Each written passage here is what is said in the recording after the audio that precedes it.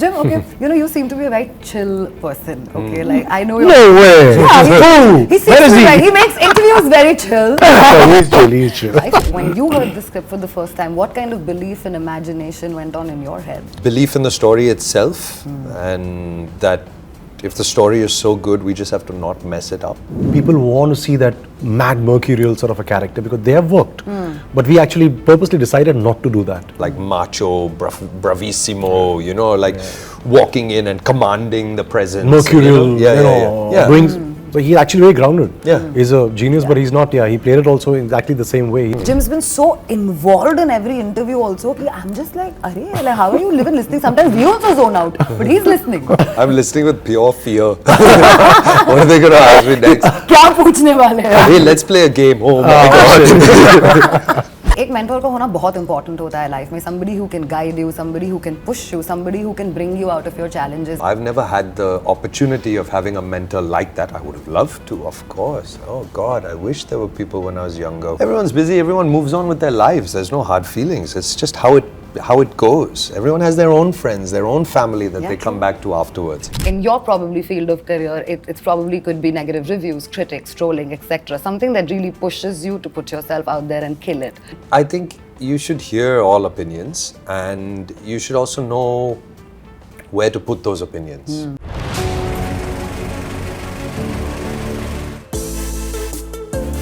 आजकल मुझे बोला जाता है कि हिंदी में बात किया करो, हिंदी में इंटरव्यूज किया करो, need of the hour, people connect more, and I am somebody who thinks a lot in English and then speaks also in English. But मेरी हिंदी बेटर हो रही है, एंड शो में बार बार जिम को भी कहा जा रहा है कि आपकी हिंदी तो बहुत बेटर हो गई है. तो I have taken inspiration from that. Joining me for a conversation today are people who bring an epic series. और आज हम हिंदी में बात करेंगे. Robbie Grewal and Jim Sarbh, thank you so much for your time. Thank you. Thank you. Did you bring a dictionary? That was my line. Yeah, you took my line. मैं कोशिश कर रही हूँ. नहीं मतलब हम हिंदुस्तान में, मेरी हिंदी अच्छी है ऐसा नहीं है, बट आई थिंक हम ज्यादा इंग्लिश में बात करते हैं. बट जब शो में मेरे को देखने आ रहा था कि सब जिम को कह रहे हैं हिंदी अच्छी होगी, ये तो मेरे को ऑफिस में बोला जाता है कह रहे हिंदी तो अच्छी होगी, and I was like I relate pro max इस शो में ही हो रहा है मेरे साथ. But jokes apart, I really want to say कि बहुत टाइम के बाद एक फील गुड शो देखा है मैंने, एंड इतना मजा आया देखते हुए कि I have had like a few takeaways here and there. तो ये तो me as a viewer, I am watching something like this, but as people who are a part of this show, I want to start off by asking what takeaways did you all have, one each from this show or from the characters that you all probably brought to life? I think two of the most important facets, I think, is honesty and tenacity, which is applicable to every one of us. And that's what Xerxes symbolized, epitomized, and the team rather, not just Xerxes, the entire team and the Titanians at large. Yeah, so that's my small takeaway, these two elements. Yeah, I would say, I would add to those two, belief and imagination. So without the belief, without the imagination of something that does not exist yet, then of course you need the honesty and the tenacity to pull it out of your head and bring it into reality. True, very true.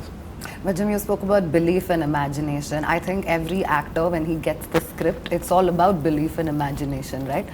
So when you heard the script for the first time, what kind of belief and imagination went on in your head?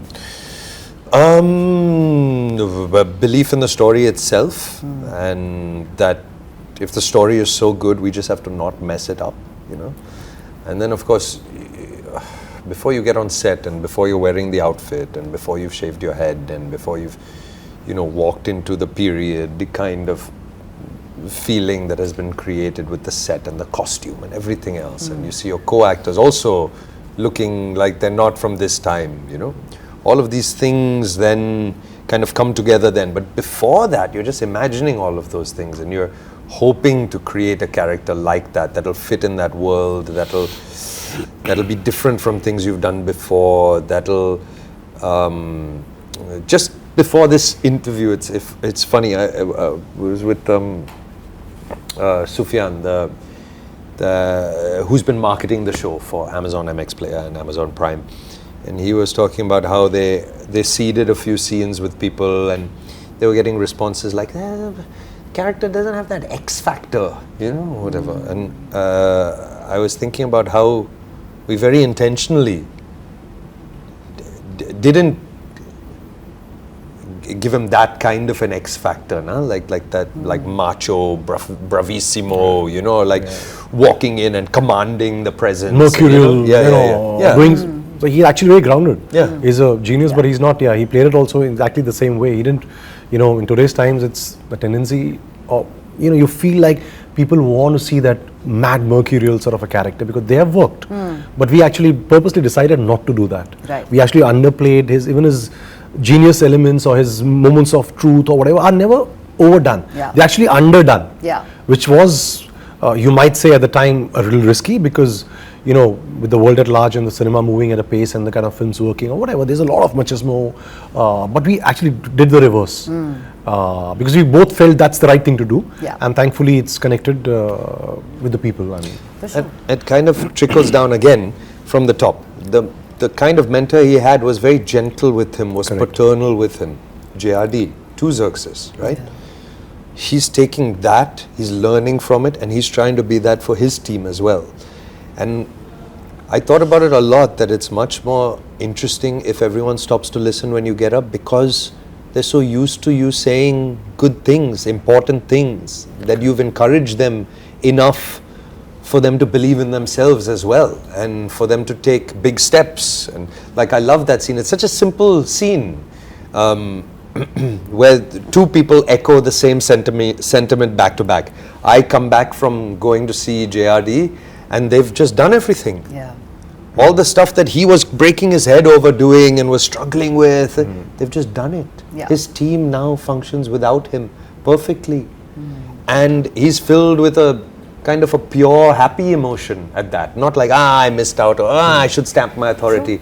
Instead, it's like, the people who I've picked the right team. They're flying without me. I can just get straight back on the plane and go and show it to him. Yeah. And we show it to him and he says, I should have had a heart attack more often. You know? Yeah. And so it's nice. It's nice to see a leader who can lead by doing and not by stamping authority. He has the authority because he's earned it through kindness and gentleness and humor and also intelligence and wisdom and wit. Yeah, true. Correct. All of that. So nice. So nice. I feel also nice in connecting and relating in a way, because somewhere down the line our world is sort of drifting away from that niceness and kindness.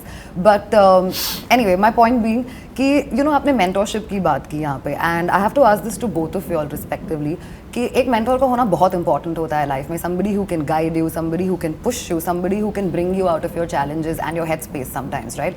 Individually for you, Jim, and of course Robbie for you as well, who's been that one person who probably may or may not be a mentor directly, but you sort of idolized or even looked up to them and that helped you at some point in your acting journey and you in your creative journey?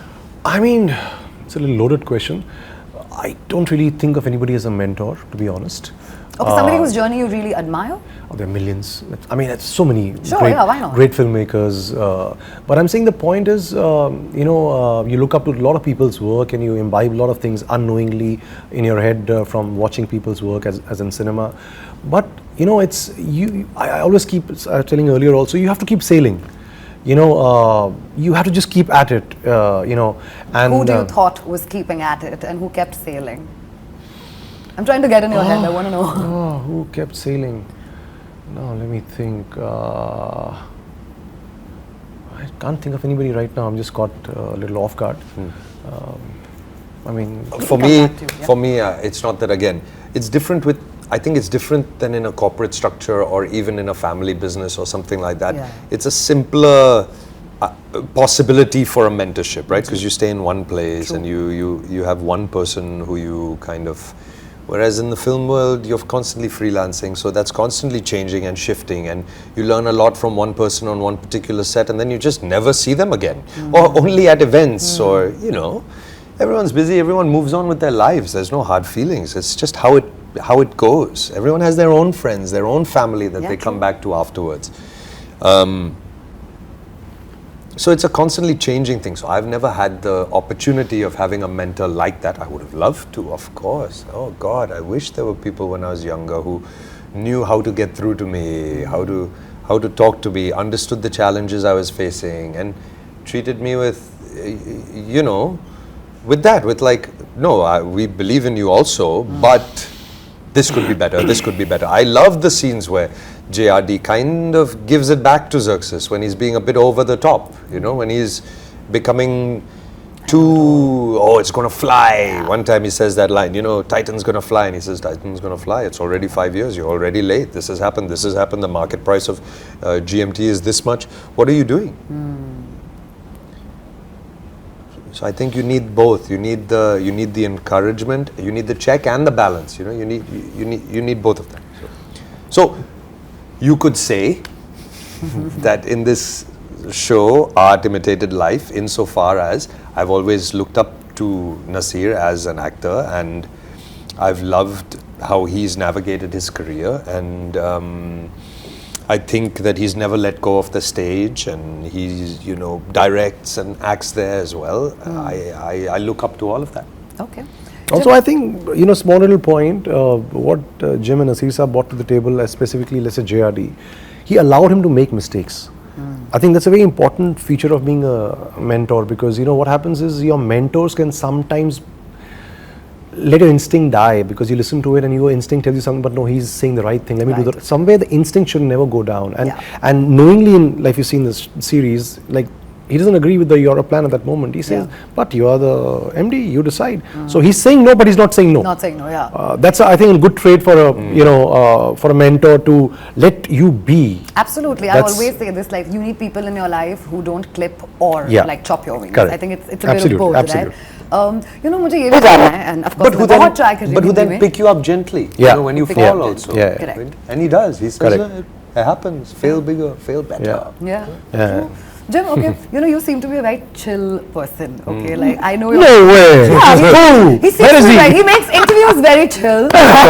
He's chill. I think you're a very chill person. You know, Robbie, super chill. Robbie, listen, I don't understand the scene for tomorrow. Can we please just I love it, no chill. Don't call me again.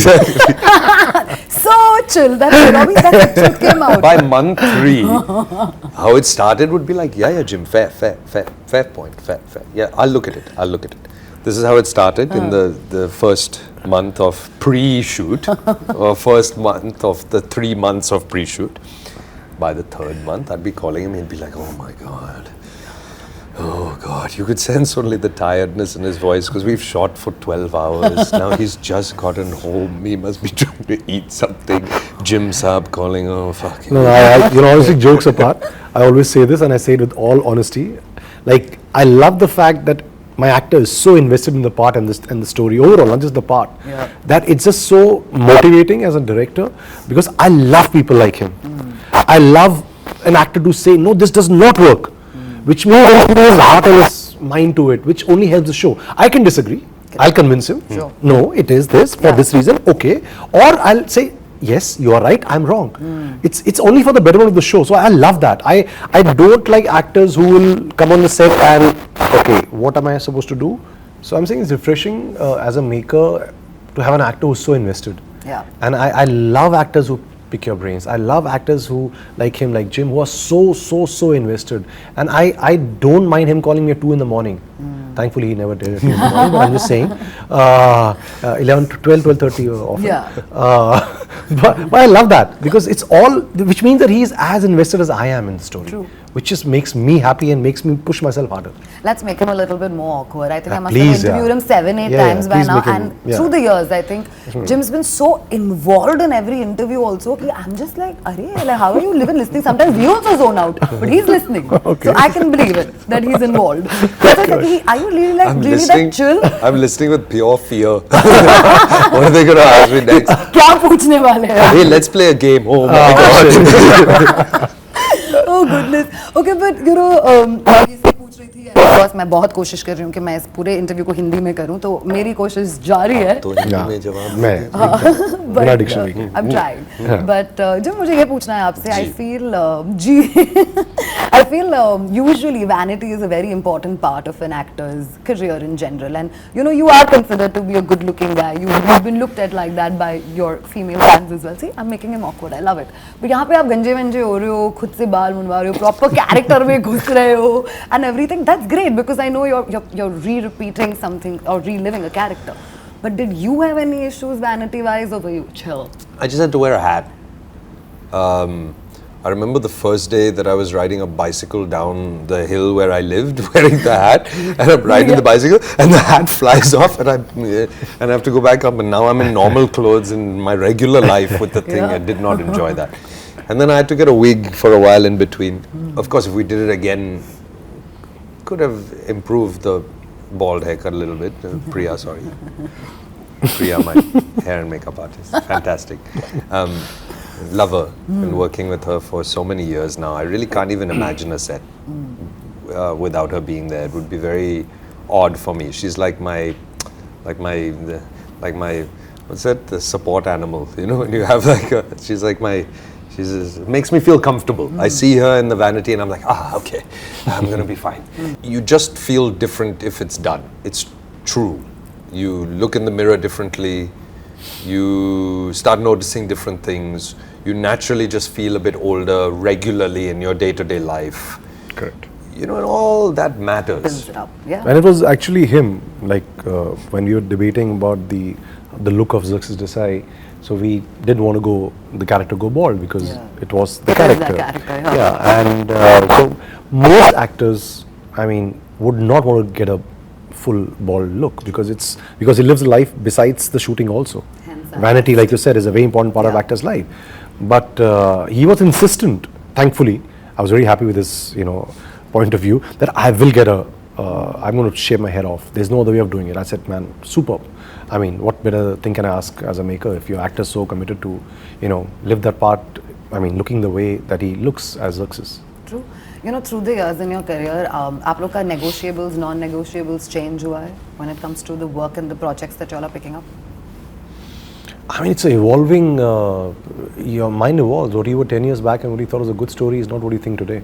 That's a natural evolvement with time, with maturity, with seeing the world, you see it from the lens you see it today. So yeah, it's an ongoing process. Yeah. Okay. And is there a particular project of yours that you feel really deserved its due, but somewhere down the line it fiddled out? No, yeah, whatever you get is what you deserve in a way. It's fine. I mean, some click, some doesn't connect with people. Fair enough. Like I said earlier, I mean, just keep sailing and hit the right notes. Okay. If I were to ask you, why do you think Made in India, specifically a Titan story, connects a lot with today's audiences? I mean, मैं अपने 3-4 reason बता सकती हूँ. I think सबसे पहले watch जब मैंने पहनी होगी मेरे 10th के एग्जाम पे was a Titan watch, क्योंकि मेरी मॉम ने मुझे वही वॉच दिया. उसके बाद जितनी बार मैंने अगर पहले कोई उससे भी अपग्रेड करना है तो मैं वही Titan की अपग्रेडेड वॉच ले रही थी. So of course there is a relatability factor, there's an emotional factor to it. And like I was telling you all before, I feel the show was such a takeaway for me in many ways because underlying factor मेरे लिए ये था that somewhere down the line taught me to celebrate your failures as well. Absolutely. So that's my takeaway. But what is it for you? Why do you think it's connecting with so many people? क्योंकि it's very important that as a journalist I put it out there that आजकल बहुत सारे shows ऐसे होते हैं जिनको सिर्फ PR driven push किया जाता है, right? ये ऐसा show है जो actual में लोग देख रहे हैं और उनको पसंद आ रहा है. So kudos for that. Thank you. You want to start? Yeah, I think that one, Titan and the Tatas in general have touched a lot of lives. People have individual stories. Vaibhav, who was Akash in the show, who I loved as a co-actor, he was telling a story before and he was phrasing it in a really nice way, which is like with most people, they ask you, what are you doing next? Kya chal raha hai? And you say, I'm doing this project, and then they don't know anything about it, and then you start telling them what it's about, etc., etc. He says, this is the first project where I would say making of Titan, and I would start hearing stories instead. Stories after stories after stories after stories. So there was already something there, right? Then it was just kind of up to us to not mess it up. Yeah. Just like try to be true to it and tell it honestly. And I think we underrate, no, not underrate, we underappreciate. No, what's the word for when you under anticipate? Yeah, maybe. No, under what? Underestimated. We underestimate how much people like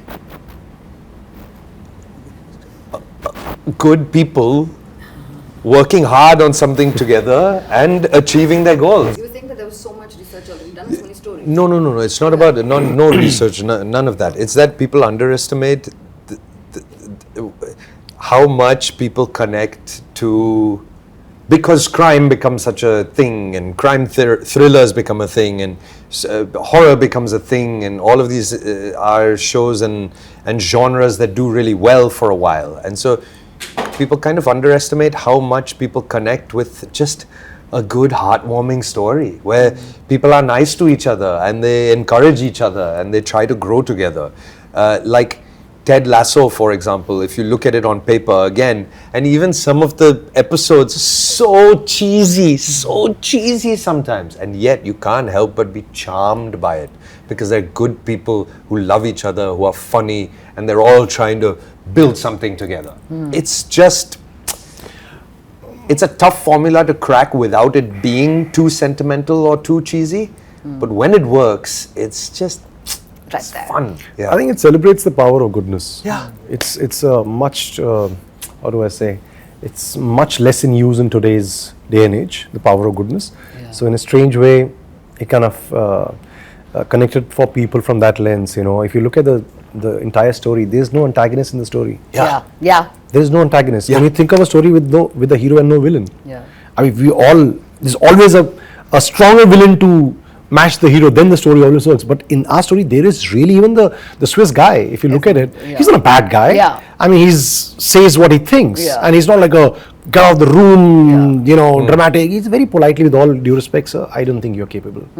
That's that much. So the power of goodness, really, I mean, that's what this show kind of touched people from that lens. You know, you can be good and you can be really a good human being, good person, yet be fun to watch. Otherwise, we always celebrate badness, action, you know, mercurial, dramatic, you know, which is great. I mean, those kind of films work for a reason. Yes, I'm not saying anything against that. But here, it's the exact opposite of that, which was a refreshing change, I believe, from the times we are in today. Yeah, that I think is one of the reasons I feel. Okay. Jim, I have to ask you this, you know, I probably took also a takeaway from the show that sometimes insult can really be a very powerful tool to prove yourself. You know, sometimes in your probably field of career, it's probably could be negative reviews, critics, trolling, etc. Something that really pushes you to put yourself out there and kill it. I want to know, in times like these when you probably encountered something like that, like what's your headspace? How do you come out of it? Like how does that push you to do better? And what trajectory do you look forward to in your career? Well, I think you should hear all opinions, and you should also know where to put those opinions. Some are opinions that you can use to motivate yourself, and other are opinions that you feel aren't coming from the right place. They aren't coming from. They're coming from a place of meanness, or they're coming from a place of disagreeing with other things in your life and aren't specifically related to this. So you should know to put those things in their place, their appropriate place. And then the ones that you think may have validity or there's a point there, then you just quietly suffer while hearing it, and you see what you can do about that in the future. Right. And I think, I think everything, you know, deserves its place. Yeah. Okay. And what next for you going forward? How do you see your career panning out? Have you made a plan? No, I've never done this. I've just never been good at it. I'm not a future thinker like that, you know. Like, I'm a very here and now, and I'm even, I suppose, kind of fatalistic in my overall worldview, which is you'll get what you'll get. Don't worry. Focus on what you want to focus on, moment to moment. Awesome. And you got Made in India Titan story to all of us, which we absolutely loved, enjoyed, and watched it. And we're hoping that everybody else watches it too now that it's out there for everybody to watch. Super. Thank you so much. This is me, Hesha, signing off.